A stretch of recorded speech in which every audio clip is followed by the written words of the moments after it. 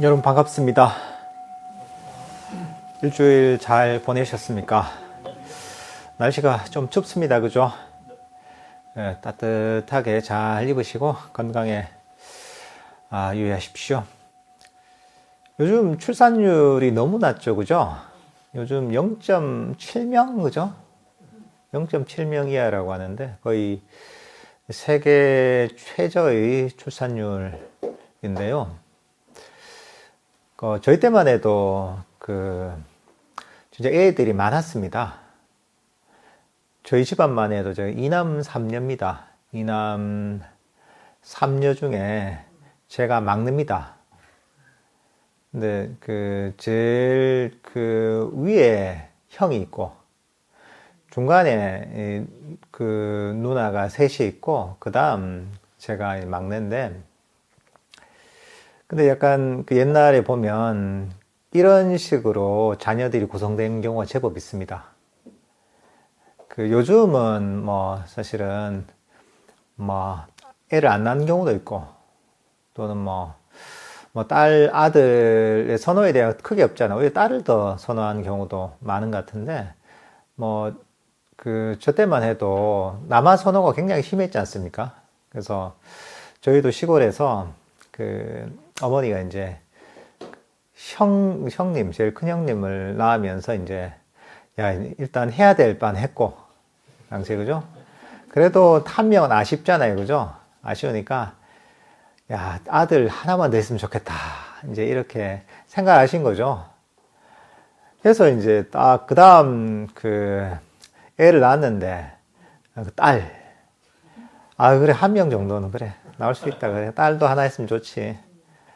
그 다음 이제 또 낳았는데, 그 다음 또 딸. 그래도 딸 둘 정도는 괜찮다. 마지막에 이제, 그래, 요번에는 낳겠지 해서 또 낳았는데, 또 딸.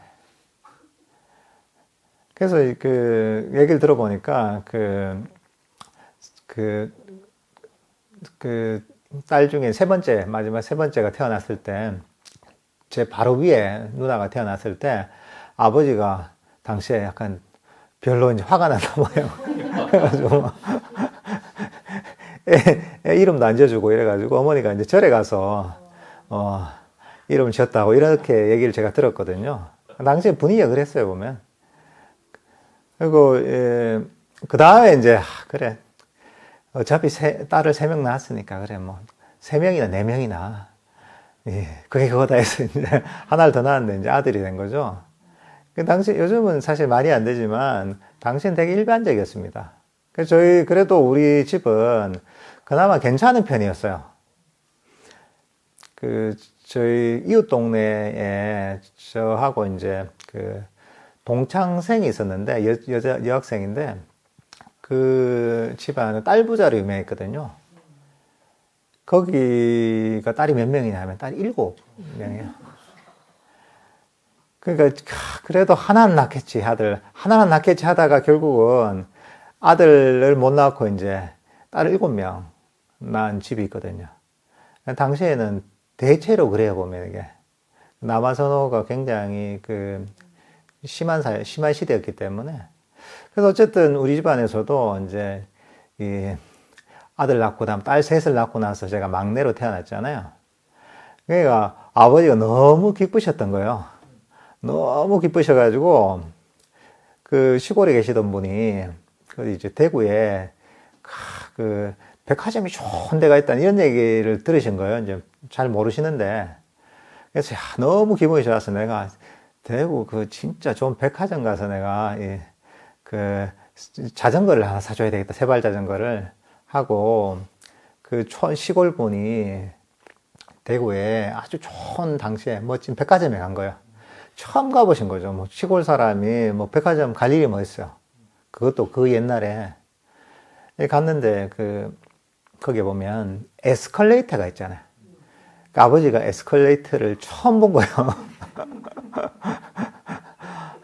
처음 보고, 그러니까 계단이 있으니까 그냥 막 가는 거예요. 올라가는 에스컬레이터 타니까 되게 빨리 올라가잖아요. 그러다가 또 내려갈 일이 있으니까, 근데 올라오는 에스컬레이터 있잖아요. 계단이니까 올라왔던데 내려가는 데서 막 내려가는데, 아무리 내려가도 이제 내려갈 수가 없는. 그래서 엄청 고생을 하셨다고 그래요. 그래서 에스컬레이터는 가만히 있으면, 올라가는 에스컬레이터를 타고 있으면 저절로 올라가고, 내려간 에스컬레이터를 타면 저절로 내려가잖아요. 가만히 그냥 있으면 되는데, 그걸 모르시니까 막 그 에스컬레이터 위에서 막 그 보통 계단에 다니듯이 올라가기도 하고, 올라가는 계단에 내려가기도 하고, 내려가는 계단에 올라가기도 하고, 막 이렇게 엄청 고생을 하셨던 거야. 사실, 그 에스컬레이터나 이런 것들이 정말 편리한 거잖아요. 우리가 힘들게 올라가지 않아도 가만히 있으면 저절로 우리를 이동시켜주는 그런 아주 편리한 기계잖아요. 사실 그게 편리한 기계인데 그것들을 제대로 활용을 하지 못하면 오히려 고생을 옛날 아버지처럼 고생을 그렇게 하는 거죠. 사실 우리 사는 게 사실 비슷합니다.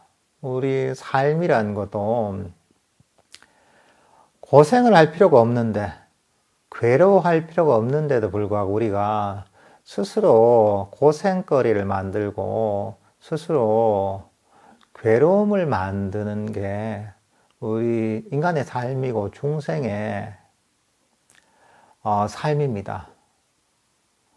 어떻게 보면 그 수행의 과정을 통해 지혜가 개발된다는 것은, 정말 그냥 에스컬레이터에 있으면 에스컬레이터에 가만히 그냥 그 서 있는 방법을 배우는 것.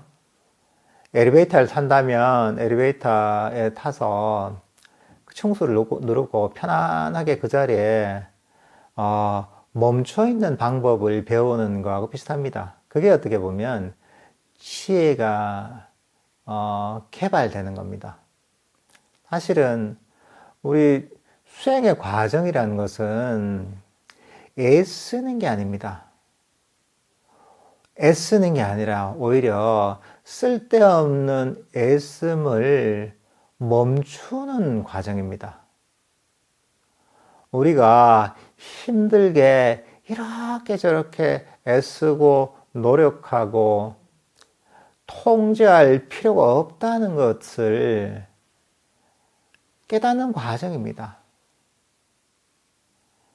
근데 사실은 우리가 그렇게 괴로워할 필요가 없고, 그렇게 애쓸 필요가 없고, 그렇게 힘들게 만들 필요가 없는데도 불구하고 우리는 그런 어리석음 때문에, 업 때문에 우리는 끊임없이 달릴 필요가 없는데도 달리고, 애쓸 필요가 없는데도 애쓰고, 괴로워할 필요가 없는데도 스스로 괴로움을 만들고 있는 겁니다. 불교 수행이라는 것, 불교의 가르침이라는 것이 바로 이런 쓸데없는 그런 괴로움, 쓸데없는 고통들을 없애는 과정입니다. 마음을 정말 우리는 쉬어야 될 때 쉴 수가 있는 것을 배우는 게 불교 명상을 실천하고 배우고 실천하는 과정이기도 합니다.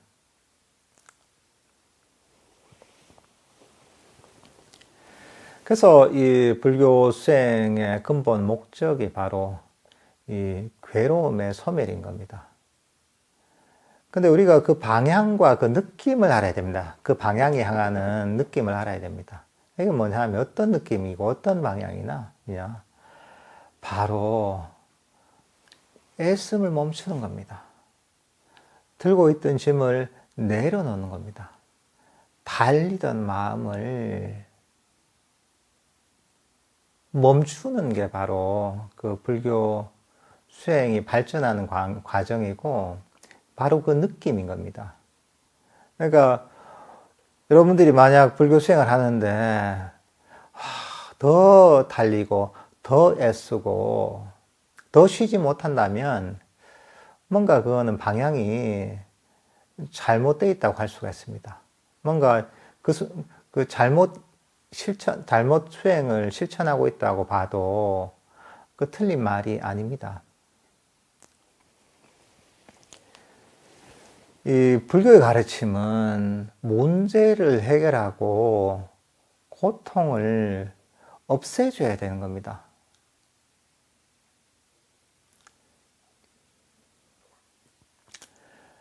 그러면 이제 우리가 불교적인 지혜라고 할 때 이런 것들이 보면 다 우리에게 괴로움을 없애주는 역할을 합니다.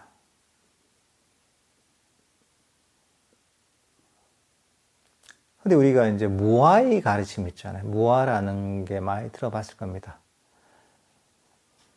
모든 것들이 나의 것이 아니라는 거죠. 나의 것이 아니라는 것은 내 통제를 벗어나 있다는 겁니다. 내가 통제할 수 없다는 거야. 그러니까 나의 것이 아니고 그렇기 때문에 통제할 수 없기 때문에 관심을 끊는 겁니다. 통제하려는 마음을 버리는 겁니다. 버려야 정상이잖아요. 내게 아니고 내 통제를 벗어나 있으니까. 근데 왜 이런 무아의 가르침이 존재하느냐? 딴 게 아닙니다. 이게 있는 그대로의 진실이기도 합니다. 진리이기도 합니다. 왜냐하면 부처님께서 얘기하시지만 오온이 무하다라고 하거든요. 오온이 색수, 상행식, 그러니까 이제 물질과 느낌과 인식과 그리고 쌍카라와 의지와 그리고 어떤 마음의 알매 작용들이 보면 모두 다 무아라고 하거든요. 그러니까 뭐냐 하면 우리의 몸도 우리가 얘기하는 마음도 내게 아니라는 거예요. 내게 아니고 내게 아니기 때문에 내 통제를 벗어나 있다는 거죠. 내 통제를 벗어나 있다는 건 그럼 어떤 통제를 따르고 있냐? 자연의 일부라는 거야. 내 몸도 내 마음도 결국은 자연에서 인과의 법칙이 작용하잖아요. 그죠? 마찬가지로 우리 몸과 마음에도 이거는 인과의 법칙에 의해서 이렇게 작용하는 것이지 내가 내 뜻대로 통제할 수 있는 게 아니라는 거죠. 근데 이게 있는 그대로의 진실인 거야. 진리인 거야. 그래서 뭐 불교의 가르침을, 불교적인 지혜를 진실로 있는 그대로 보는 것, 이렇게도 얘기합니다, 이게. 근데 왜 그럼 우리가 진실로 있는 그대로 봐야 되느냐? 그거 봐서 뭐 하겠습니까? 진실로 난 있는 그대로 보는 것보다는, 나 상상을 하는 게 훨씬 좋던데. 그래, 나는 현실을 보기보다 나는 드라마의 세계에 빠져 있고 싶어. 진실로 있는 그대로 보기보다 나는, 가상현실의 게임의 세계 속에 빠져 있고 싶어. 나는 소설책에 있는 그 판타지 쪽에 빠져 있고 싶어. 뭐 그럴 수 있단 말이죠. 그게 더 행복한 것 같아. 근데 사실은 뭐냐 하면 부처님께서 이런 예를 들면 무아의 가르침이라고 하잖아요. 부처님이 가르치신 진리 중에 한 가지죠. 왜 그럼 이런 가르침을 주셨냐? 이렇게 있는 그대로 봐야지 우리가 괴로움에서 벗어날 수 있기 때문입니다. 딴 게 아니에요. 이렇게 있는 그대로, 진실로 있는 그대로 봐야지 우리 혼란하던 마음이 평화로워지기 때문입니다. 그렇게 해야지 끊임없이 달리면서 괴로워하던 마음이 편안하게 이 자리에서 휴식할 수 있기 때문입니다. 괴로움이 사라지고 우리가 진정으로 행복해질 수 있기 때문에 진실로 있는 그대로 보라고 했던 겁니다. 무아라면 무아를 있는 그대로 봐야 된다고 하는 게 그런 이유입니다. 딴 게 아닙니다.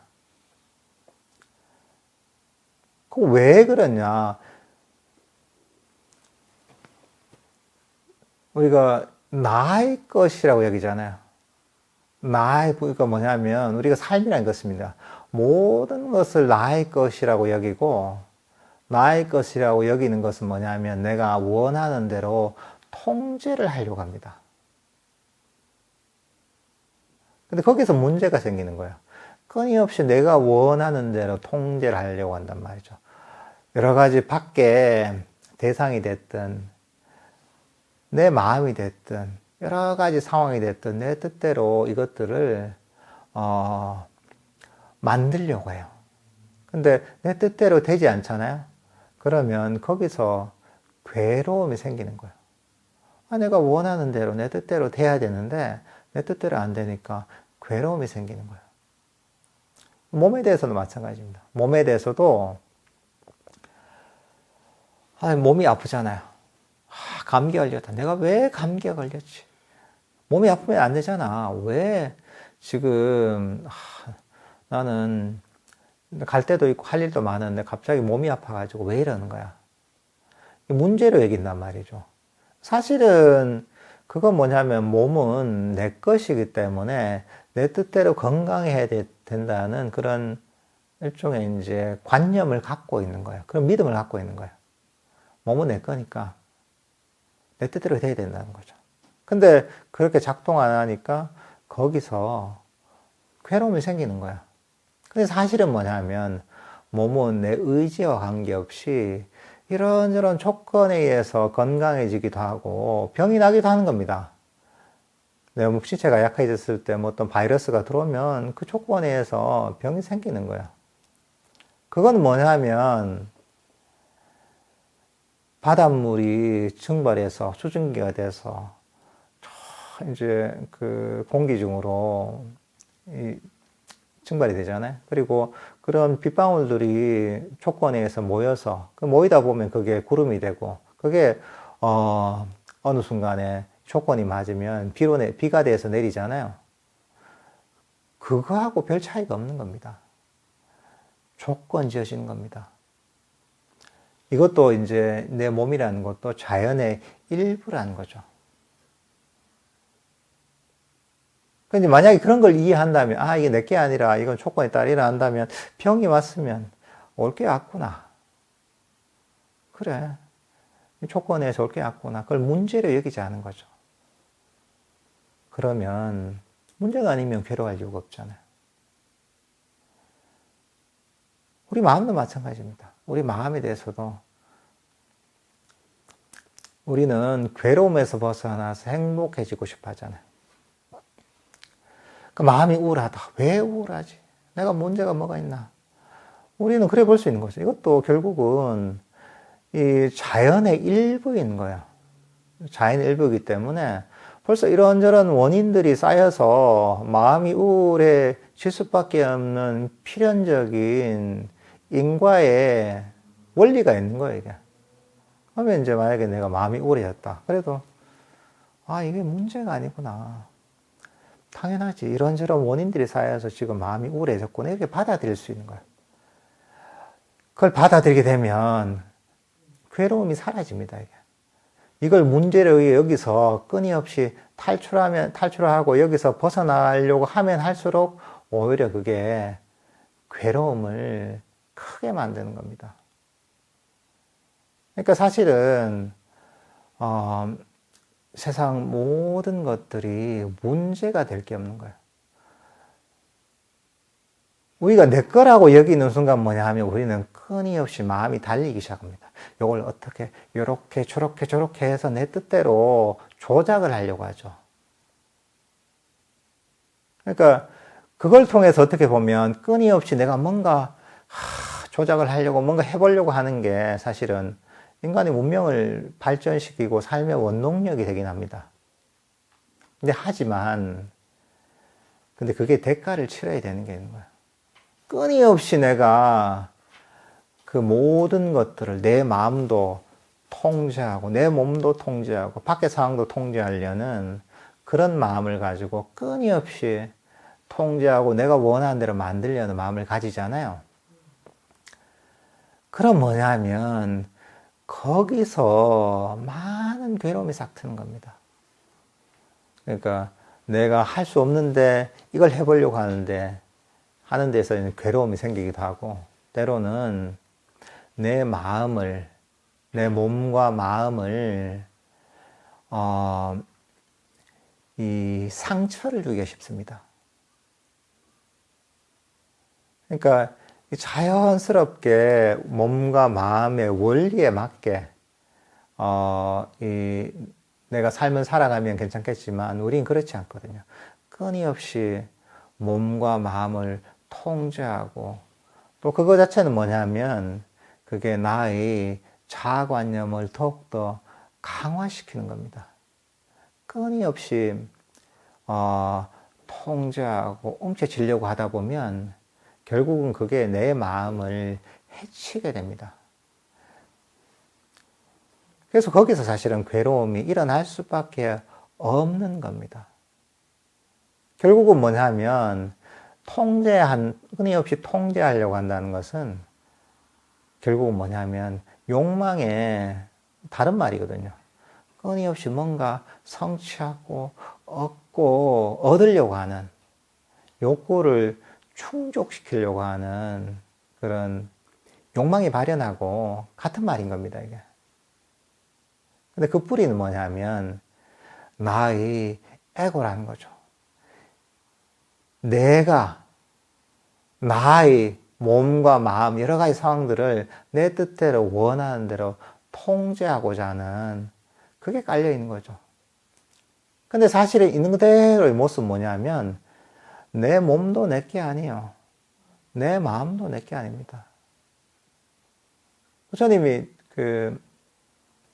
초전 법륜경에서 그렇게 얘기하십니다.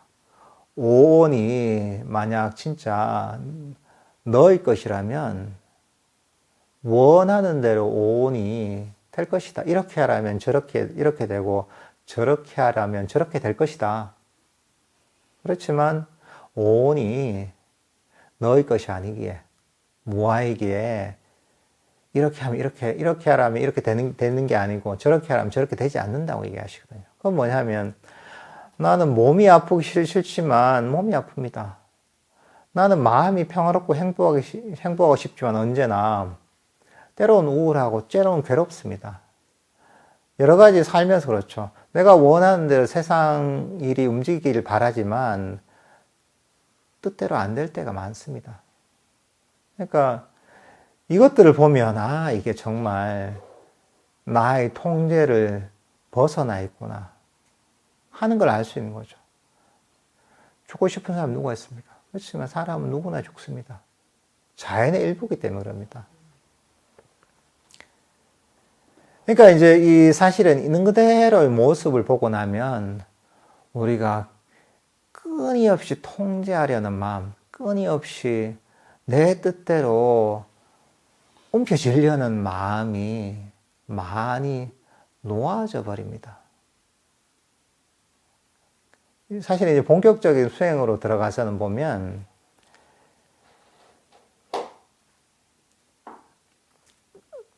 내 거라고 여기서 통제하려는 이 마음이 끊임없는 마음의 움직임을 만들어냅니다. 마음을 달리게 만드는 거죠. 마음을 달리게 만들면 어떻게 하냐? 마음이 피곤해지죠. 정신적 에너지가 고갈되는 겁니다. 그러면 여기서 괴로움이 생깁니다. 마음의 원리가 그런 거야. 근데 불교적인 가르침은 어떤 것이냐? 이 원리를 이해하고서 마음을 멈추도록 만드는 거야. 마음을 이 자리에 쉬도록 만들어주는 거야. 끊임없이 내 거라고 통제를 하잖아요. 이게 내 거 아니야 하면 우리 뭐냐면 통제하려는 마음을 버리게 됩니다. 내버려 두게 됩니다. 관여하지 않게 돼요. 내 게 아니니까. 내버려 두고 관여하지 않으면 우리 마음은 멈춥니다.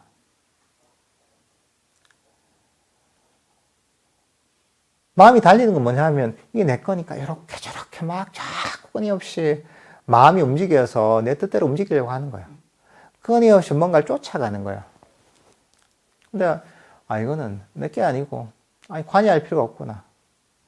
이건 내 통제를 벗어나 있구나 하면 어떻게 되냐면 마음이 드디어 멈추는 겁니다. 마음이 쉬는 겁니다. 이게 너무나 심오한 의미가 있는 겁니다. 세상에 사람들이 제일 못하는 게 뭐냐 하면 아무것도 하지 않는 걸 못합니다. 관여하지 않고 가만히 내버려 두는 걸 못합니다.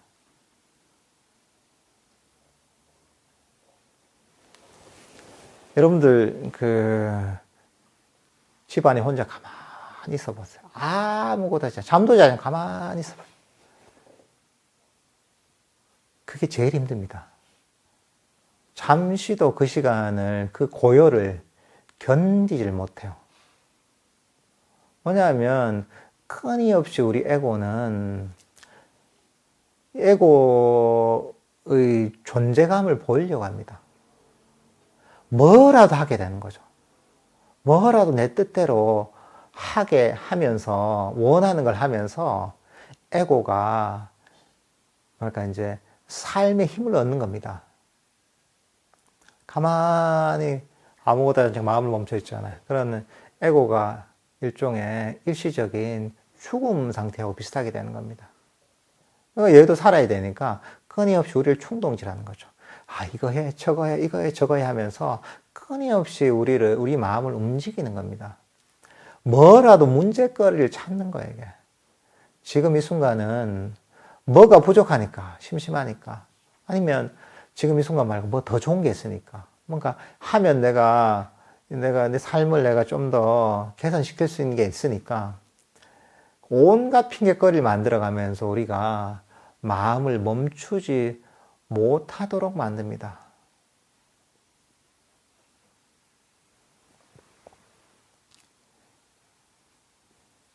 근데 우리가 이제 이런 이 마음에 대한 이해를 가지고 정말 이 통제하려는 욕구를 버리고 마음을 쉬게 되잖아요. 그럼 마음이 이 자리에 멈추는 거죠. 이 자리에 멈추게 되면서 마음의 짐을 다 내려놓게 되는 겁니다. 그거 똑같습니다. 우리가 한 3잡, 4잡을 뛰는 사람이 있단 말이죠. 그 사람이 얼마나 힘들겠어요. 4잡 뛰는 사람이면. 근데 내가 어느 날 휴일에 아무것도 할 필요가 없다. 쉬잖아요. 그러면 얼마나 편안하겠어요. 하루에 15시간 일하는 사람이 그 일을 안 하고 다 아무것도 할 필요 없이 쉰다고 생각해 보세요. 그러면 얼마나 편안해요. 우리 마음을 이렇게 만드는 겁니다.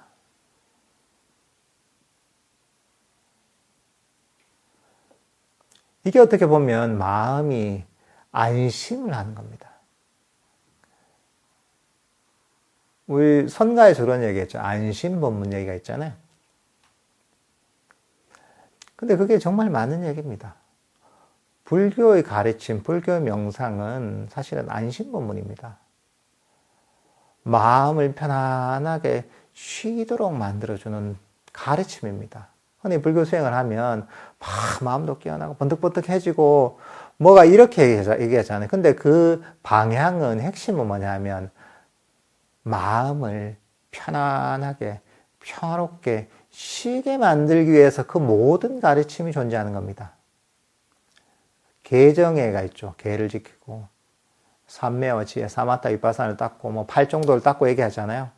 그 모든 가르침, 호흡 명상, 자해 명상, 걷기 명상, 뭐 보존관이 했던 이 모든 가르침들은 결국은 마음을 쉬게 만들기 위해서, 마음을 편안하게 안심시키기 위해서 존재하는 겁니다.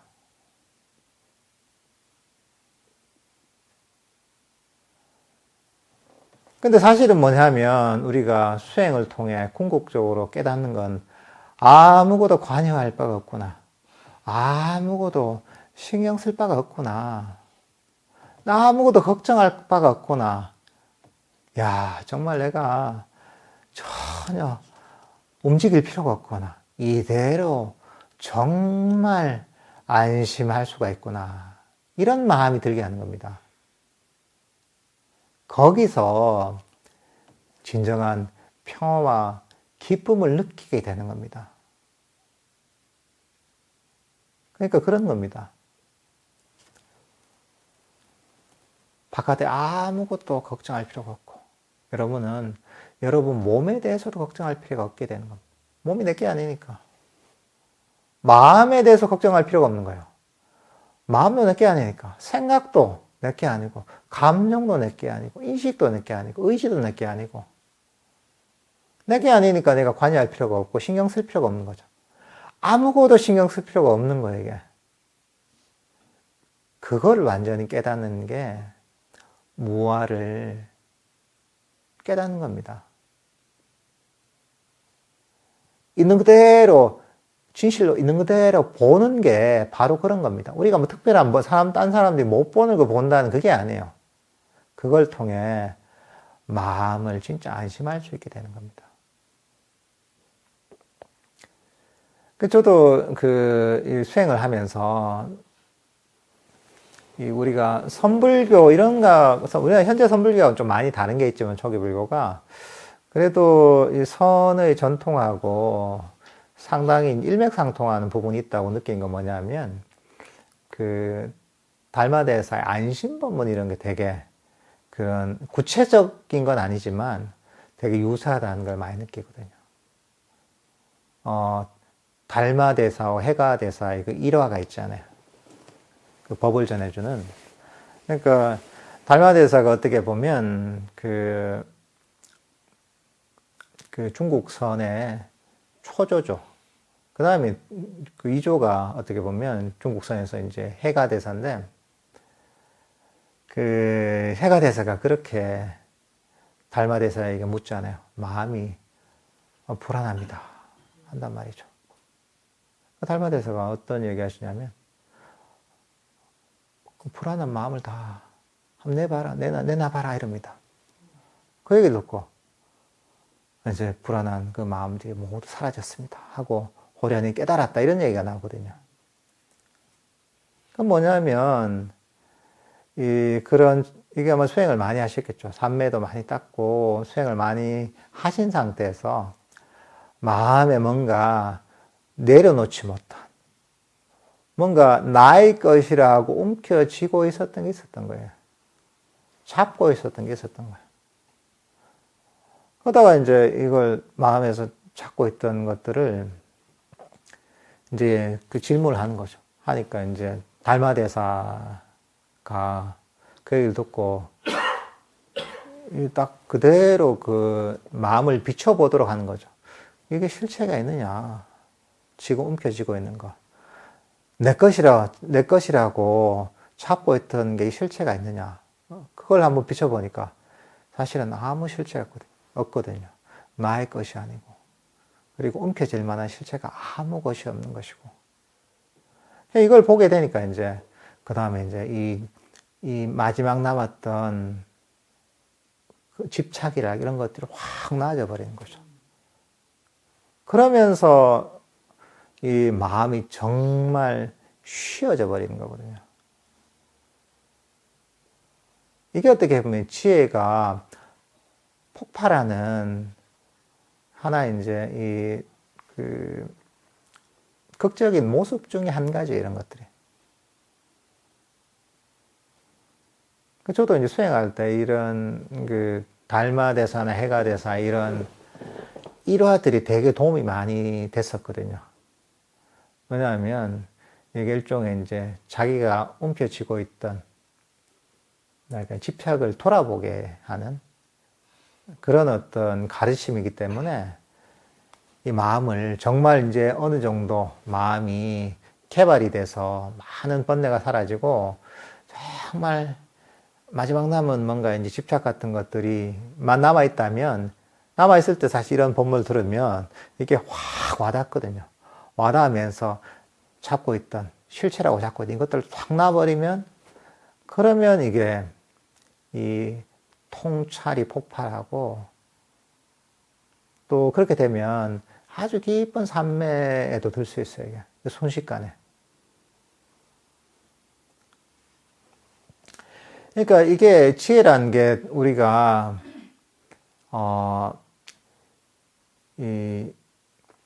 너무나 중요한 게 뭐냐 하면,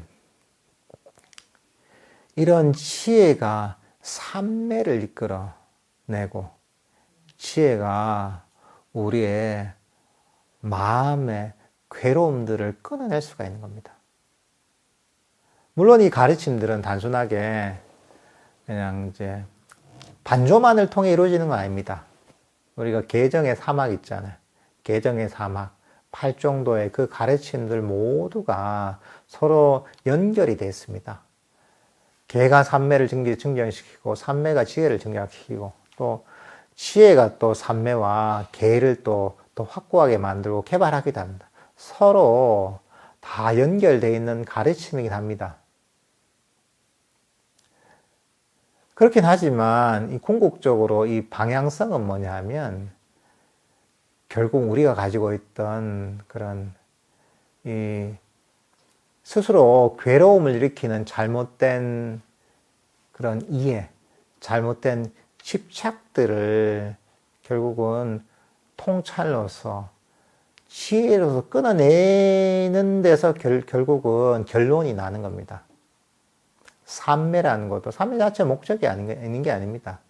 물론 그걸 개발하는 데서 지혜와 같이 개발되긴 하지만, 궁극적으로는 그걸 통해서 마음을 깨어나게 만들고, 밝게 만들고, 강력하게 만들어서, 있는 그대로의 이 마음의 속성들을 보게 만들고, 아, 이게 바로 내가 가지고 있던 집착이구나.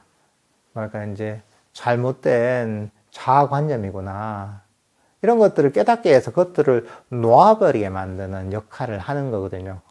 기본적으로는. 그래서 사실 우리가 항상 바른 이해를 기본 바탕에 깔고 있어야 됩니다. 그래서 팔정도에서도 정견이 제일 먼저 나온 이유가 있습니다. 바른 견해를 통해서 우리 마음을 제대로 이해하는 방법을 알고, 우리 마음을 제대로 개발하는 정확한 방법을 알아야지 거기에 따라 우리 마음이 이제 제대로 개발될 수가 있거든요. 이게 사실 우리 일상 수행에서도 보면 처음부터 우리가 이 무아를 완전히 깨달을 수는 없잖아요. 그렇지만 수행의 과정에서는 무아의 어떤 인식을 또는 이런 속성을 수행에 잘 활용할 수가 있습니다. 일단 아까 얘기했다시피 이거 무아인데, 괴로움 있을 때 내게 아닌데 내가 왜 통제하려고 하냐. 몸이 아프다면 몸이 아픈 게 문제가 아니라, 이거는 결국은 나의 것이 아니니까 조건 따라 아플 수밖에 없구나. 이게 당연하구나. 이렇게 받아들일 수가 있는 거죠. 마음에 문제가 있어도 이것도 결국 내게 아니다고 여기면 우리가 그런 고통에서 즉시 벗어날 수가 있습니다. 사실 이렇게 보면 지혜로서 내가 마음의 문제들을 해결하는 데도 활용할 수가 있습니다. 결국은 이런 무아의 가르침이라는 것도 수단인 거예요. 모든 가르침이 마찬가지입니다. 불교의 모든 가르침들은 그 자체가 목적이 아닙니다. 수단입니다. 목적은 뭐냐? 괴로움의 소멸이 목적이에요. 마음을 쉬게 만드는 게 목적이에요. 마음을 안심하게 만드는 게 목적이에요. 그게 어떻게 보면 우리 마음을 행복하게 만드는 거죠. 그것을 위해서 모든 가르침이 존재하는 겁니다. 그러니까 거기에 맞게 활용하면 됩니다. 무아의 가르침을 어떻게 활용하냐? 그래. 괴로움이 일어날 때 그 괴로움을 없애도록 활용하면 잘 활용하는 겁니다. 그리고 우리가 수행을 할 때도 이 원리를 그냥 일상적으로 수행할 때도 이 원리를 잘 알면 좋습니다. 우리가 수행을 할 때 만약에 호흡 명상을 한다 할 때 가장 문제가 뭐냐면 호흡을 통제하려고 한다는 거죠. 다른 수행을 해도 마찬가지입니다. 이걸 통제하려고 하는 거예요. 자기도 모르게. 그냥 그게 살아온 습관이에요. 근데 우리가 그러니까 이걸 통제하는 뭐랄까 이제 이 에고의 힘을 약화시키고 통제하려는 어떻게 보면 무아를 이해하면서 활용하면서 수행하려면 어떻게 해야 되느냐? 최대한 통제하고 개입하는 그런 어떤 이 마음을 내려놔야 됩니다. 그렇게 하는 거죠. 우리가 이 마음 챙김을 잘 활용해야 됩니다. 수행할 때도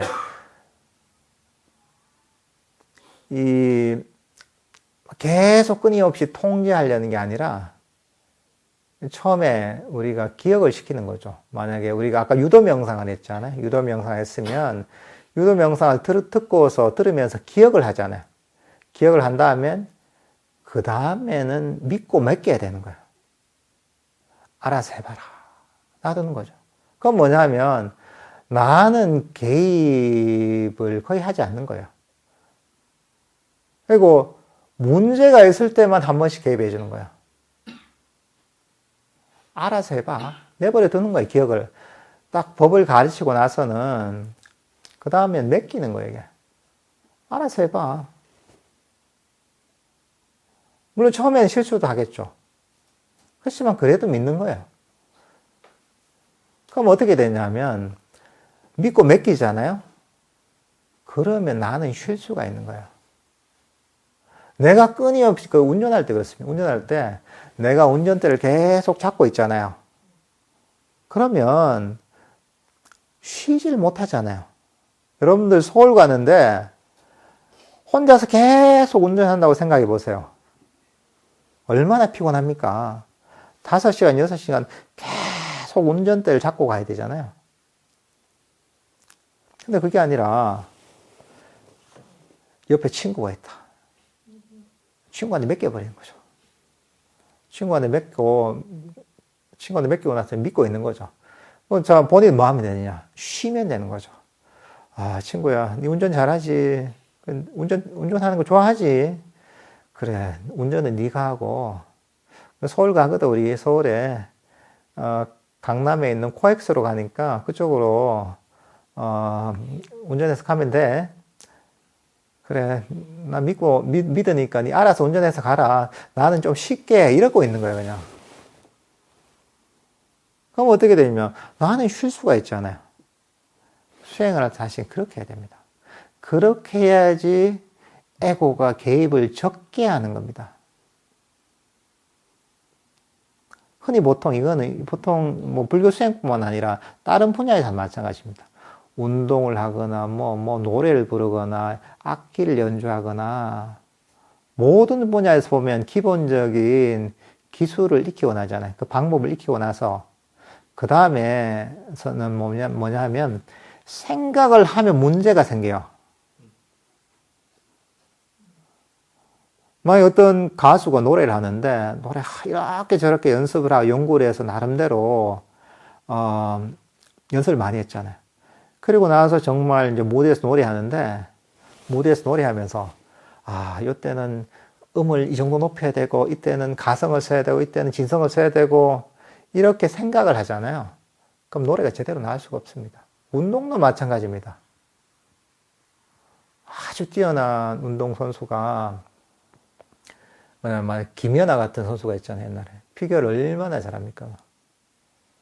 근데 연습할 때는 온갖 연구를 다 하겠죠. 생각도 하고. 그렇지만 실전에 가서는 어떻습니까?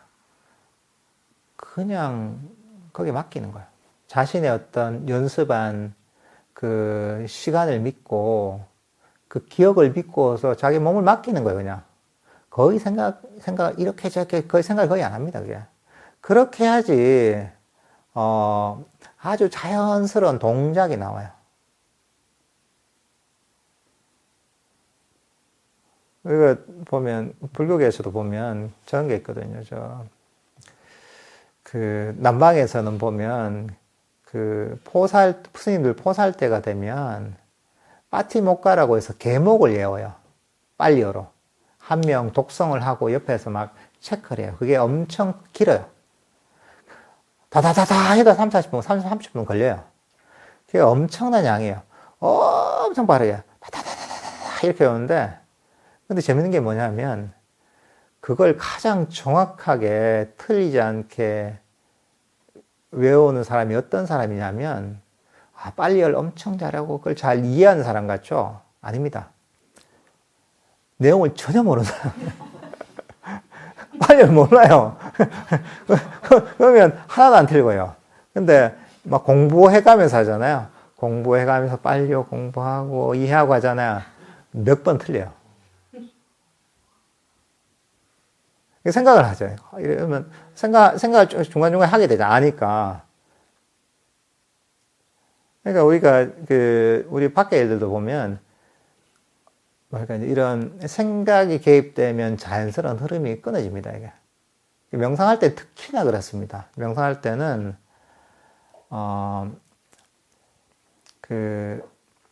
결국은 이거는 끊임없이 달리던 움직이던 마음을 멈추는 거잖아요. 그러니까 이건 쉬기 위해서 하는 그걸 알아야 되는 거예요. 쉬기 위해서 하는데, 수행을 계속 이렇게 해야지, 저렇게 해야지 하잖아요. 쉬는 게 아니에요. 그렇게 계속 하면 끝이 없는 거예요. 나 죽을 때까지 내가 운전해야 되는 거예요. 서울 가는데. 서울에서 가나, 서울에서 부산에 넣어라. 내가 계속 운전해야 되는 거야. 근데 우리가 마음챙김을 활용해서 법을 정확하게 이 방법을 가르치고 나서 맡기잖아요. 알아서 하도록. 나는 빠져 있는 거예요.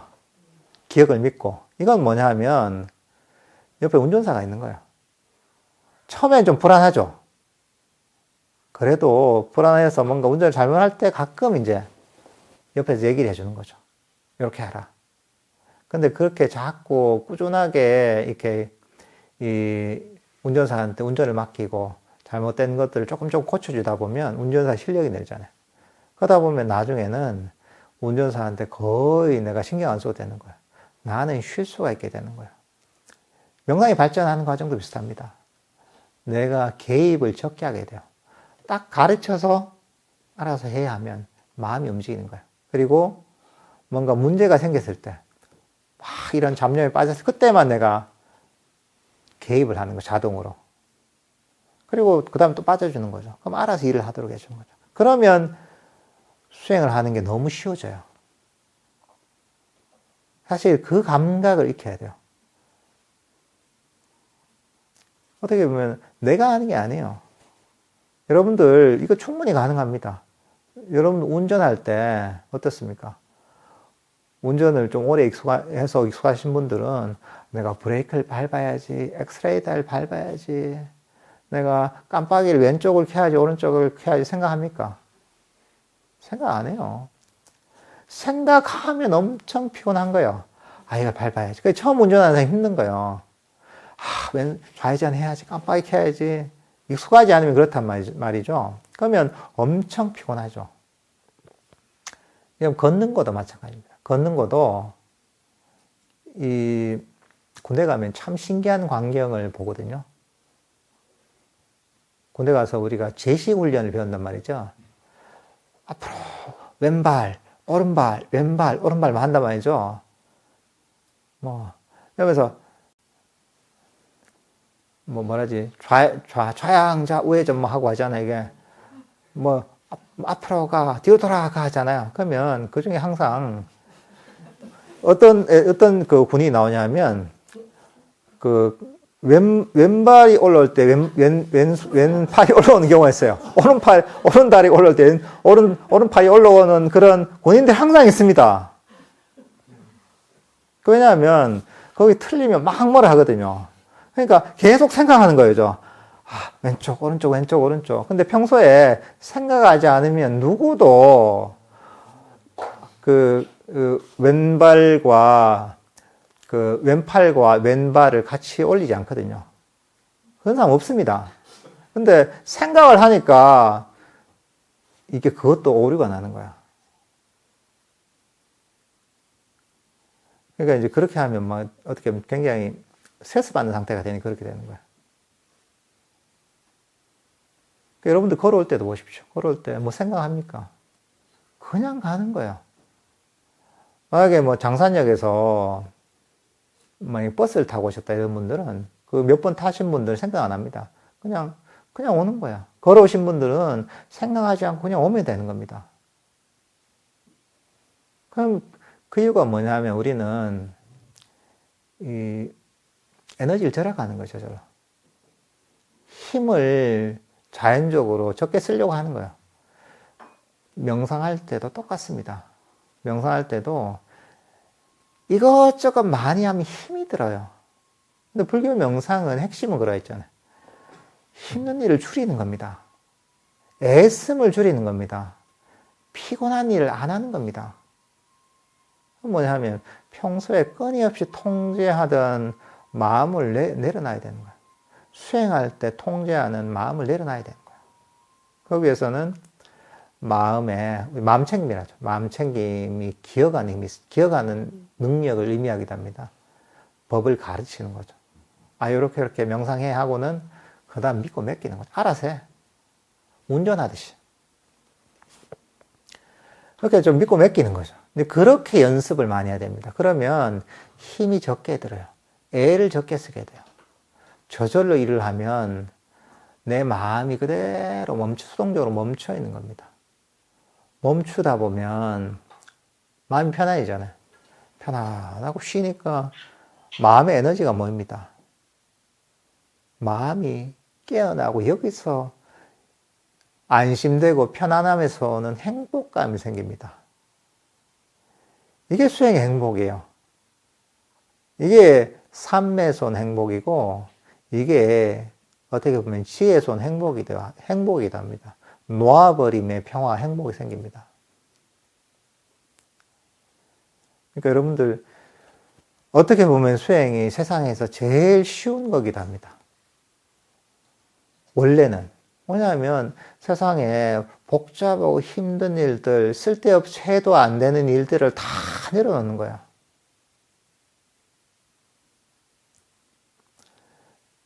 그러니까 얼마나 이 합리적인 가르침이고 실용적인 가르침이에요, 이게. 단순하게 어렵고 고행을 해야 되고 이런 게 아닙니다. 그 목적 자체는 진짜 마음을 편안하게 만들어주는 거. 진짜 마음을 쉬게 만들어주는 게 이 불교의 가르침, 불교 수행의 근본 목적입니다. 무아의 가르침이라는 것도 딴 게 아니라 우리 마음을 편안하게 만들기 위해서 존재하는 겁니다. 무상의 가르침 마찬가지입니다. 고의 가르침도 마찬가지입니다. 이 모든 가르침들이 마찬가지입니다. 사마타 위파사나도 그렇습니다. 그러니까 이게 마음의 원리를 정확하게 이해하고서 부처님께서 그 길을 가르쳐 주신 길입니다.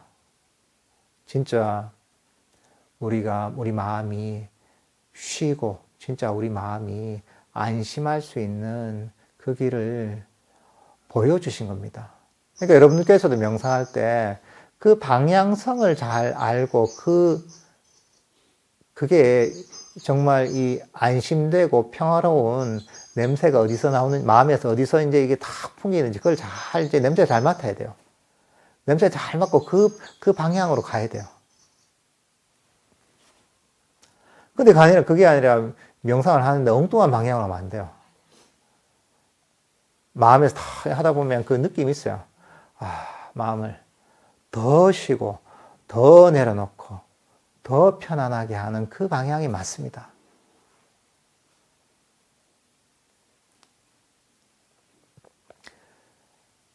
여러분께서도 이런 어떤 방향을 이해하고서 이 부처님의 이런 가르침을 통해서 명상을 통해서 나날이 더욱 평화롭고 또 편안하고 또 안심되는 그런 삶을 사셨으면 좋겠습니다.